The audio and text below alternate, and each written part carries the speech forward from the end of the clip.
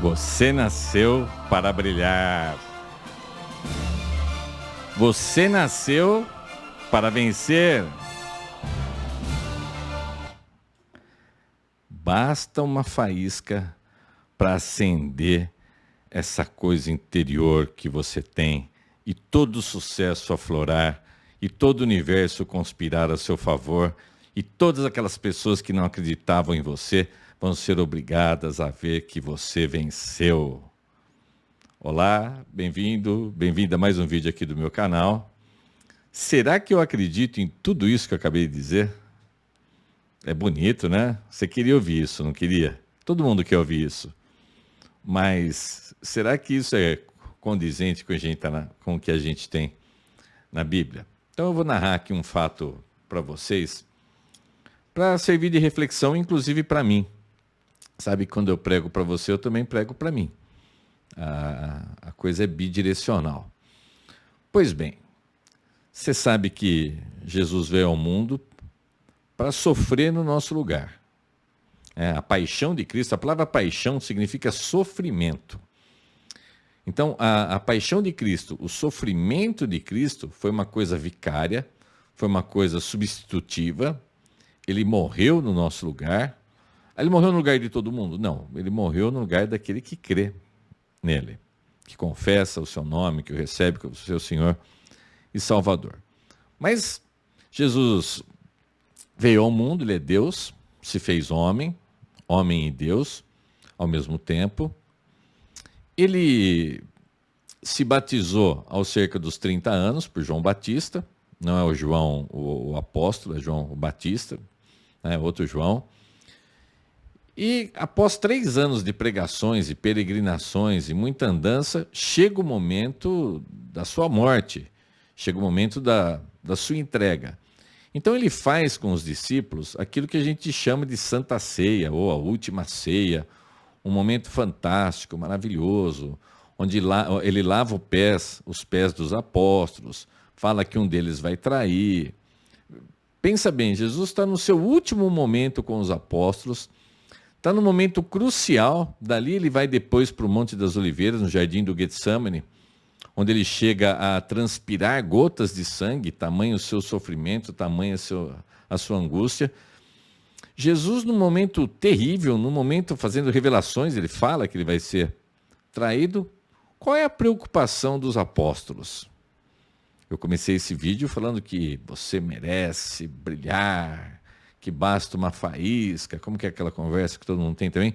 Se você vive o propósito, você tem que suportar o caminho, porque no final tudo vai dar certo. Sei lá, sabe? Desculpa se eu falar baboseira e ofender alguém. Mas é que eu não acredito nessas coisas aí de viver o caminho, curtir o propósito, sei lá o que for, e que tudo vai dar certo. Eu acho que não é bem assim, também não acho que é isso que a Bíblia fala, não. Então eu vou ler aqui pra gente, de uma maneira rápida. É isso, eu tentando fechar uma janelinha. Desculpa aí, o barulhão. Eu vou ler aqui Lucas 22, do versículo 22 ao 34, que é isso assim, Jesus acabou de fazer a ceia, de distribuir pão, repartir o cálice, instituir a Santa Ceia, digamos assim. E aí ele comenta no final, né, que chegou o momento dele, que Jesus, ele não foi um mártir que sofreu porque foi pego a traição. Não, Jesus, ele caminha para a cruz. Era um plano de Deus. Então lá no capítulo 22 de Lucas, versículo 22, Jesus está concluindo as coisas da ceia. Ele fala assim: pois o Filho do Homem... Bom, vamos parar aqui. O que é o Filho do Homem? Filho do Homem era uma maneira de se referir ao Messias. Quando Jesus fala Filho do Homem, ele está usando uma linguagem messiânica. É ele dizendo que ele é o Messias, sim, que ele é o Filho do Homem. Isso é uma maneira que o Messias ele era tratado no Velho Testamento, o Filho do Homem. Então, voltando aqui, Lucas 22, 22. Pois o Filho do Homem vai morrer da maneira como Deus já resolveu. Mas ai daquele que está traindo o Filho do Homem. Então os apóstolos começaram a perguntar uns aos outros quem seria o traidor. Os apóstolos tiveram uma forte discussão sobre qual deles deveria ser considerado o mais importante. Então Jesus disse: os reis deste mundo têm poder sobre o povo, e os governadores são chamados de amigos do povo. Mas entre vocês não pode ser assim. Pelo contrário, o mais importante deve ser como o menos importante, e o que manda deve ser como o que é mandado.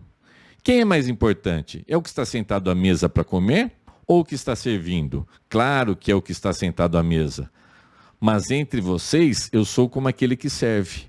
Vocês têm estado sempre comigo nos meus sofrimentos. Por isso, assim como meu pai me deu o direito de governar, eu também dou o mesmo direito a vocês. Vocês vão comer e beber à minha mesa no meu reino e sentarão em tronos para julgar as 12 tribos de Israel. Jesus continuou: Simão, Simão, escute bem. Satanás já conseguiu licença para pôr vocês à prova. Ele vai peneirar vocês como o lavrador peneira o trigo, a fim de separá-lo da palha. Mas eu tenho orado por você, Simão, para que não lhe falte fé. E quando você voltar para mim, anime os seus irmãos. Então Pedro disse a Jesus: estou pronto para ser preso e morrer com o Senhor. Então Jesus afirmou: eu digo a você, Pedro, que hoje, antes que o galo cante, você dirá 3 vezes que não me conhece. Jesus tinha acabado de fazer uma afirmação de que ele ia ser traído. Aí os discípulos começam uma discussão sobre quem será o traidor. E olha só o absurdo. Logo na sequência, eles começam a discutir entre si sobre quem é o maior. Qual deles seria o maior no reino dos céus? Jesus, prestes a sofrer toda humilhação, toda dor, toda a condenação da humanidade, a dor de ser abandonado por Deus na cruz para cumprir o propósito de Deus, e as pessoas à sua volta, os apóstolos, passaram 3 anos com ele, viram os milagres, as maravilhas, e mesmo assim ainda não tinham entendimento da obra de Cristo, da importância de Cristo e o que era o cristianismo. Os próprios apóstolos discutindo sobre quem era o maior. Será que às vezes a gente também não fica nessa? Será que às vezes a gente não usa o cristianismo como um ganchinho para alguma coisa e depois é só a gente, eu consigo, eu posso, eu venço? Aí Jesus dá uma invertida neles, né? Jesus fala assim: olha, os reis dos povos, os reis, eles obrigavam as pessoas a chamá-los de benfeitores. E eles não eram benfeitores, né? Eles eram reis crudelíssimos, eram reis muito cruéis, muito maldosos, e eles eram chamados de benfeitores. Então Jesus faz um contraste, né? Ele fala assim: olha, os reis desse mundo, eles são chamados de benfeitores. Mas com vocês tem que ser diferente. Com vocês têm que ser como o menor, porque o reino de Deus é assim, é uma coisa de ponta cabeça. No reino de Deus, o menor é o maior. Então Jesus fala para eles assim: quem é mais importante? É mais importante quem está na mesa ou quem está servindo? Jesus já era uma pergunta retórica, ele mesmo já responde. Ele fala: olha, é claro que o mais importante é o que está sentado à mesa. E ele diz: mas eu com vocês, eu sou como o que serve.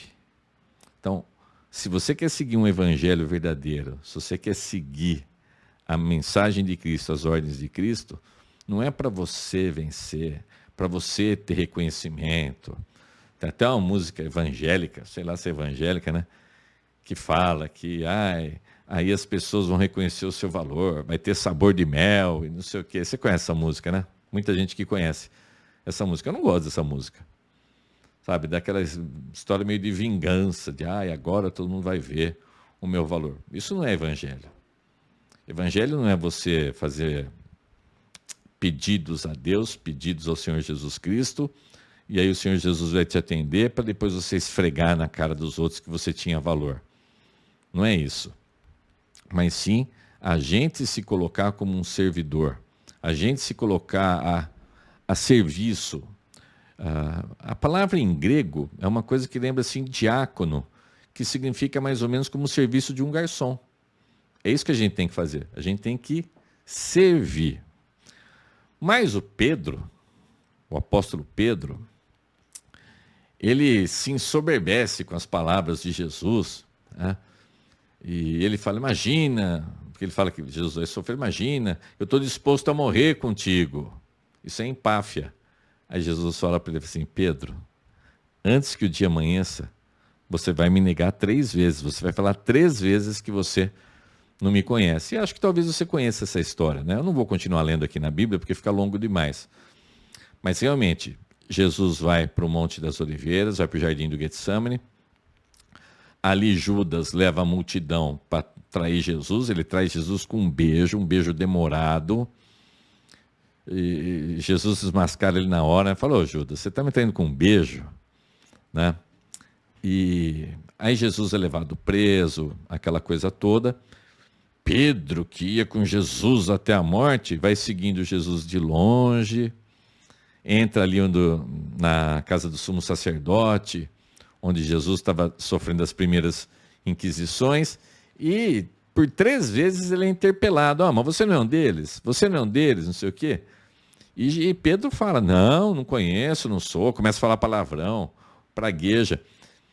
E quando a 3ª vez ele fala que não conhece Jesus, aí Jesus está passando e olha para Pedro, e aí Pedro cai em si da barbaridade que ele tinha feito, né, de negar a Cristo 3 vezes.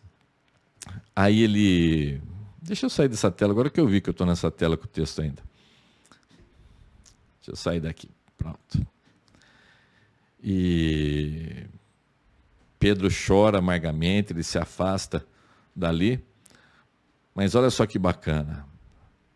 O próprio Senhor Jesus já tinha orado por ele. Nesse texto que eu li para vocês, Jesus fala, olha, o diabo está com permissão para peneirar vocês, para moer vocês.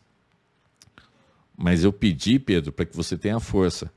Então, apesar de toda essa queda de Pedro, essa baixeza, essa coisa horrível que ele fez, negar a Cristo, Jesus perdoa ele, Jesus restaura a vida dele e ele fica como um grande líder da igreja no começo da igreja. Então, o Pedro é levantado. Aí os apóstolos que não tinham entendimento de nada, né? Você vê o tipo de discussão que eles tinham. Após a morte e ressurreição de Cristo, após o derramar do Espírito lá em Pentecostes, algum dia eu posso falar sobre isso com vocês, aí eles se tornam homens ativos, eles se tornam cônscios da palavra, do Evangelho, e aí tudo vai mudando de figura muito rapidamente. Mas a mensagem do Evangelho não é você pode, você consegue, você vai vencer.